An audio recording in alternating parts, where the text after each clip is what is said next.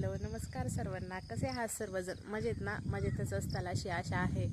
तर जवळजवळ 4 ते 5 दिवस झालेले आपल्याकडं पाऊस सारखा चालू आहे. म्हणजे रात्रीचा पण चालू आहे आणि दिवसभर पण चालूच आहे. तर काय होतं आहे, व्हिडिओ शूट करण्यासाठी बाहेर पण येता येत नाही आहे. आता जरा पाऊस उघडला आहे, 11 साडे 11 वाजलेले.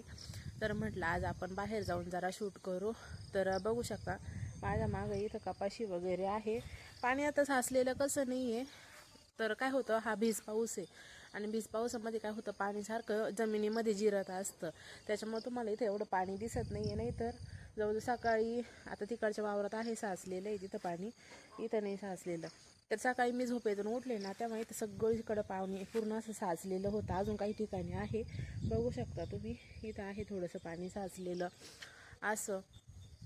तर ह्या पावसामुळं काय झालं आहे, सगळीकडे चिडचिड वगैरे पण झालेली. त्याच्यामुळं मग बाहेर पण येऊशी वाटत नव्हतं. त्याच्यामुळं मी काय व्हिडिओ बनवलेला नव्हता. आणि आपले व्हिडिओ कसे पूर्ण असं शेतीशी किंवा आपल्या घराच्या आजूबाजूचा परिसर याच्यासोबतच निगडीत असतात. त्याच्यामुळं मग मला सारखं सारखं घरात बसून पण व्हिडिओ नाही बनवूशी वाटत. त्याच्यामुळं मग मी काय बाहेर आलेच नव्हते 3-4 दिवस. त्यामुळं आपला व्हिडिओ झाला नव्हता. तर असं सुंदर आज असं वातावरण आहे. मागं पण बघू शकता, आता डोंगर पण आता हिरवेगार व्हायला लागलेले आहेत आणि छान असं एकदम फ्रेश वातावरण झालेलं आहे. आता या सुंदर अशा वातावरणामध्ये बाहेर आता कुठंतरी फिरायला जायचं पण मन होतं आहे. बघू आपण जाऊ आता एक दिवस कुठंतरी. तर तुम्हाला तो व्लॉग पण तुमच्यासोबत मी शेअर करील. तर आता जवळजवळ 11 साडे 11 वाजलेले. त्याच्यामुळं आता शाळांचा पण आता बैठकीचा वेळ झालेला आहे. तर बघू शकता आता त्यांचं चारा पाणी झालेले आहे आणि ते बसायचंच आता याच्यामध्ये बसतीलच. ते आता मी आले त्याच्यामुळं उठले होत्या त्या. तर काय झालं, आज पाऊस असल्यामुळं आम्ही हे साईड आणि खाली पण खूपच अशी चिडचिड झालेली आहे. कारण जवळजवळ 4-5 दिवसांपासून सारखा पाऊस चालू असल्यामुळं खाली अजिबात सुकून राहिलेली जमीन. आता संध्याकाळी इकडं घ्यायचं प्लॅन आहे. संध्याकाळी म्हटलं आज इकडंच ठेवू त्यांना, कारण इकडं पण पूर्ण पॅक आहे. पण मग चारा तिकडच्या याच्यात टाकावं लागेल, कारण त्या पूर्ण चारा खराब करून टाकतील. मग त्याच्यामुळं आज शेळ्यांना इकडं घ्यायचं आहे ह्या भागामध्ये आणि तिकडच्या याच्यामध्ये चारा टाकायचा आहे. आज असं चाललेलं आहे प्लॅन. बघू आता कसं होतं आहे, कारण त्यांना पण जास्त ओलावा सहन होत नाही. मग त्यांना सर्दी वगैरे पण होत असते, शेळ्यांना देखील सर्दी होत असते. काहींना 1-2 शेळ्यांना झालेली पण आहे सर्दी. त्याच्यामुळं म्हटलं मग आता ना आज जरा त्यांची काळजीच घ्यावं लागणार आहे, कारण थंडी पण वाजायला लागलेली पावसामुळं. आता 5-1 मिनटं झाले घराच्या बाहेर निघून फक्त, तरी पण आता लगेच पावसाची परत बुरबुर सुरू झालेली आहे. बघू शकता आता खाली परत लगेच पाऊस पडायला पण लागलेला आहे.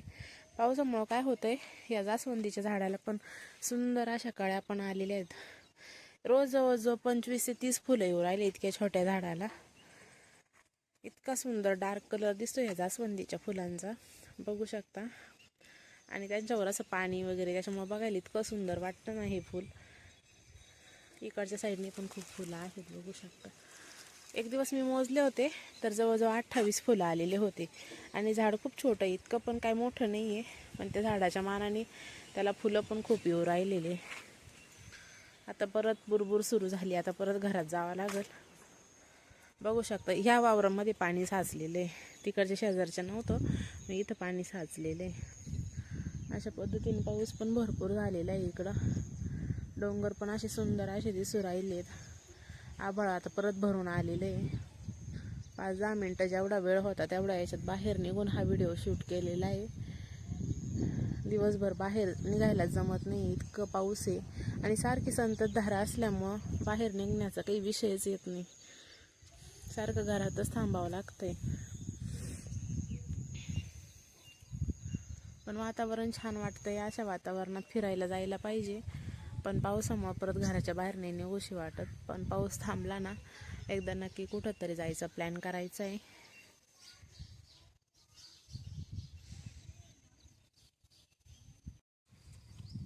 पावसाची संततधार जरी चालू असली ना तरी पण असं शेताला फेरफटका मारायला, शेतामध्ये कुठं पाणी साचलंय असं बघायला वगैरे पण एक वेगळीच मजा असते.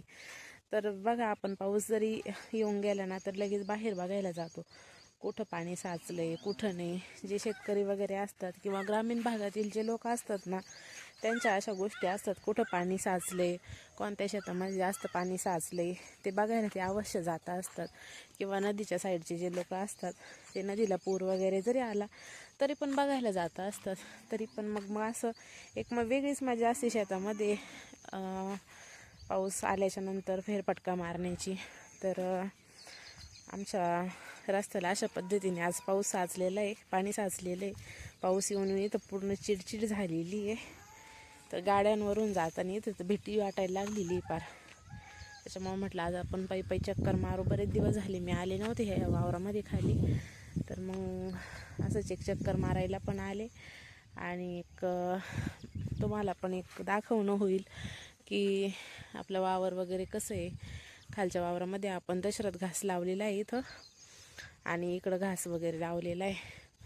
तर इथं मिरच्या वगैरे पण आलेल्या आहेत, मस्त मिरच्या आलेल्या आहेत इथं, बघू शकता. आता त्या मिरच्यांना इतके सुंदर सुंदर फुलं आलेले आहे. इथं फुलं आले आणि काही काही मिरच्या पण अशा लाल झालेल्या आहे. एवढ्याच्या तोडणंच नाही होत, इकडे येणं नाही होत ना जास्त. त्याच्यामुळं आता काही काही मिरच्या बघू शकता. इथं हिरवी मिरची बघा, सुंदर अशा हिरव्या मिरच्या पण आलेल्या आहेत, बघू शकता. आता प्रत्येक झाड असं अशा पद्धतीने गच्च भरलेले आहे. आणि आता हा आपला जो दिसत आहे हा नवा घास आहे, आणि जो वरचा आहे तो जुना घास आहे.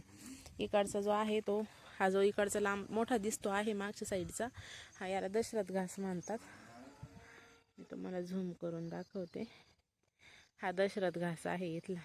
आणि त्याच्या साईडने आपण उगं थोडं रस्त्याच्या कडेला म्हणून एक गिन्नी लावलेले एक प्रोटेक्शनसाठी, की रस्त्यावरून जे जनावरं जातात, मेंढ्या म्हणा, शेळ्या म्हणा किंवा गाई वगैरे, तर त्या आपल्या शेतामध्ये खाली उतरू नये म्हणून आपण तिकडच्या साईडने गिन्नी लावलेलं आहे. पण मग ते पण आपल्याला शेळ्यांना खाण्यासाठी कामं येत असतं.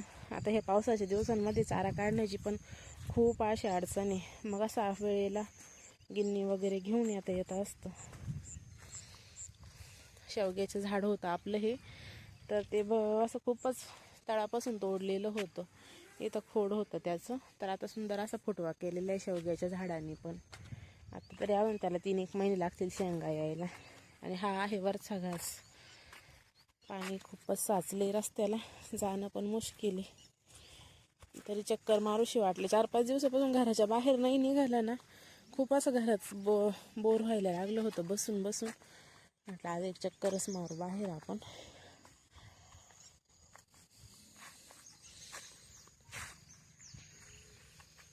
इकडं कोंबड्यांचं पण मस्तपैकी चाललंय पावसात फिरायचं काम. काही काही कोंबड्या त्या शेडच्या बाहेर निघत नाही. या 5-6 कोंबड्या आहेत ना, यांना पावसाचं पण काही वाटत नाही, मस्तपैकी भिजात्यात बाहेर, सारखं काही ना काही खात राहत्या. इकडे इकडं फिरत्यात घासामध्ये पण. इकडं पण काही कोंबड्या आहेत या बाहेरच, म्हणजे काही छोट्या आहेत आणि काही मोठ्या आहेत. तर 2 प्रकारच्या. एक पहिल्या आणलेल्या होत्या आणि आता दुसऱ्या आणून काही 15-20 दिवस झालेले आहेत. तर आता याच्यातले जवळ 9 ते 10 कोंबड्या अंडे देतात.